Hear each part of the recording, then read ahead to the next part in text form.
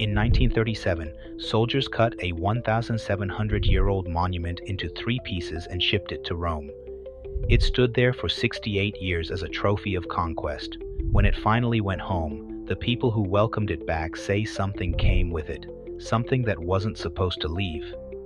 By the end of this, you'll understand why a stone obelisk became one of the most contested objects on the planet, and why some elders in Ethiopia still won't speak its name out loud. The city is Aksum, in the highlands of northern Ethiopia. Most people outside East Africa have never heard of it. But 1700 years ago, Aksum was one of the four great powers of the ancient world, ranked alongside Rome, Persia, and China. It controlled trade routes stretching from the Red Sea to India. It minted its own coins before most of Europe did.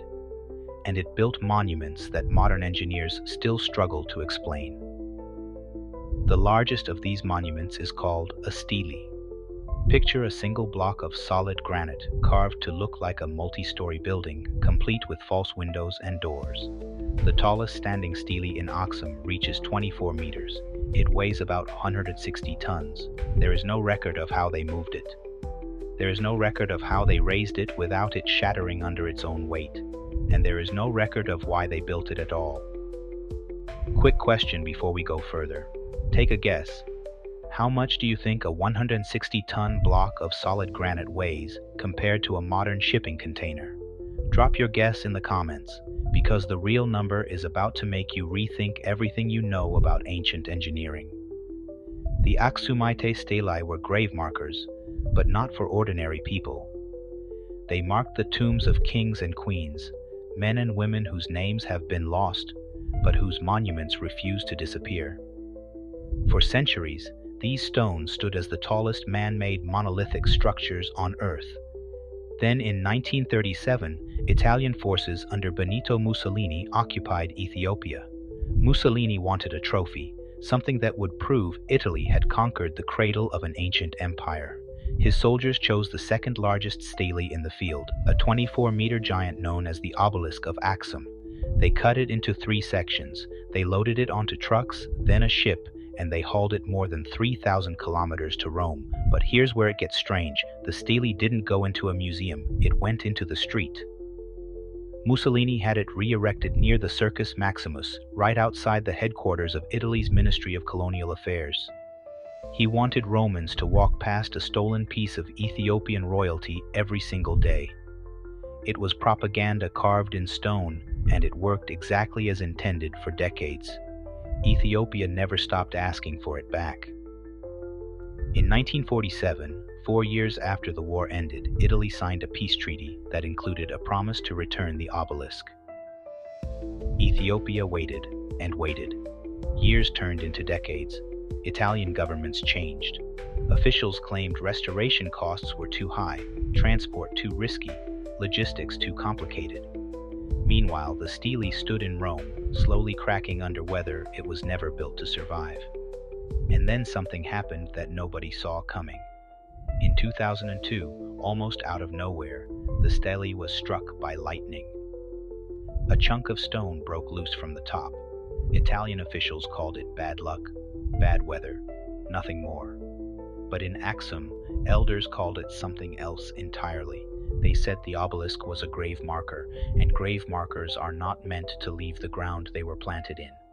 This wasn't just a coincidence to the people of Aksum, this was a warning, and it forced a question Italy could no longer dodge. Was the lightning strike random, or was it the final straw that pushed the return forward? What I'm about to tell you in the next 2 minutes will change how you see this entire story. Because the return of the obelisk wasn't a simple shipment, it became one of the most complicated engineering operations of the century. After the lightning strike, Italy finally agreed to send the stele home. But moving a cracked 1,700-year-old, 160-ton monument is not like shipping furniture. Engineers had to design custom transport cradles. They had to use one of the largest cargo planes in the world, the Antonov An-124. The obelisk arrived back in 3 separate flights between April and June of 2005. Each piece weighed roughly 56 tons. Each flight carried the kind of cargo most airports never see in their entire history. When the first piece touched Ethiopian soil, people didn't just cheer. They wept in the streets of Aksum. For many, this wasn't about a tourist attraction. It was about a piece of their ancestors finally coming home. But the reassembly took years. Engineers had to re-erect the stele using a completely new foundation, reinforced with steel, to prevent the kind of structural failure that may have weakened it in Rome. It was finally re-raised in 2008, more than 70 years after it left. Now here's the part most documentaries skip entirely. The original builders never used steel. They never used modern cranes. And to this day, nobody has fully explained how a civilization with Iron Age tools raised a 160-ton single block of stone without it cracking on the way up. Some of the surrounding stelae in the same field did crack. One giant, larger than the one taken to Rome, lies broken on the ground exactly where it fell, likely during the original construction attempt. That means the Axumites were operating at the absolute edge of what their technology allowed, and sometimes it failed catastrophically. So picture the scale of what succeeded. A stone tower nearly the height of an 8-story building, carved with false doors and windows, balanced and raised with no iron tools strong enough to cut it, no wheels suited to the terrain, and no written record explaining the method. Modern engineers have proposed ramps, earthen mounds, and massive labor forces numbering in the thousands, but proposals are not proof. Nobody has successfully reconstructed the exact method on this scale. This is the question that should bother you. We can build skyscrapers, satellites, and machines that land on comets, but we still cannot say with certainty how a kingdom from the 3rd century moved and raised a 160-ton stone tower without modern tools. That gap between what we can build now and what we still cannot fully explain from the past is exactly why Aksum deserves to be talked about in the same breath as the pyramids and Stonehenge. Yet most people outside Ethiopia have never even heard its name. Here's a question worth sitting with. If the Aksumites could engineer something at this scale with so little technology, what does that say about the civilizations that came after them, the ones that simply forgot? The obelisk of Aksum stands today exactly where the original builders intended, surrounded by the field of stelae that came before and after it. Some still mark royal graves. Some lie shattered, frozen in the exact moment construction went wrong nearly 2,000 years ago.